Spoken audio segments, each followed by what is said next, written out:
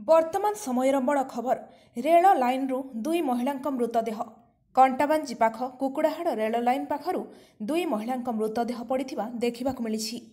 ଦୁଇ ମହିଳାଙ୍କ କୌଣସି ପରିଚୟ ମିଳିନାହିଁ।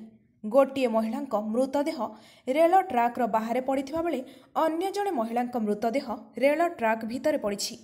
କୌଣସି ଟ୍ରେନ୍ ଦୁଇ ମହିଳାଙ୍କୁ ଧକ୍କା ଦେବା ଫଳରେ ସେମାନଙ୍କ ମୃତ୍ୟୁ ହୋଇଛି ନା କିଏ ହତ୍ୟା କରି ଫିଙ୍ଗି ଦେଇଛି ତାହା ଜିଆର୍ପି ପୋଲିସ ତଦନ୍ତ କରୁଛି। ଅନ୍ୟପକ୍ଷରୁ ମୃତ ଦୁଇ ମହିଳା ଏ ଅଞ୍ଚଳର ନୁହେଁ ବୋଲି ଯାହା ଜଣାପଡ଼ୁଛି। ବର୍ତ୍ତମାନ ସମୟର ବଡ଼ ଖବର ରେଳ ଲାଇନ୍ରୁ ଦୁଇ ମହିଳାଙ୍କ ମୃତଦେହ। କଣ୍ଟାବାଞ୍ଜି ପାଖ କୁକୁଡ଼ାହାଡ଼ ରେଳ ଲାଇନ୍ ପାଖରୁ ଦୁଇ ମହିଳାଙ୍କ ମୃତଦେହ ପଡ଼ିଥିବା ଦେଖିବାକୁ ମିଳିଛି। ଦୁଇ ମହିଳାଙ୍କ କୌଣସି ପରିଚୟ ମିଳିନାହିଁ।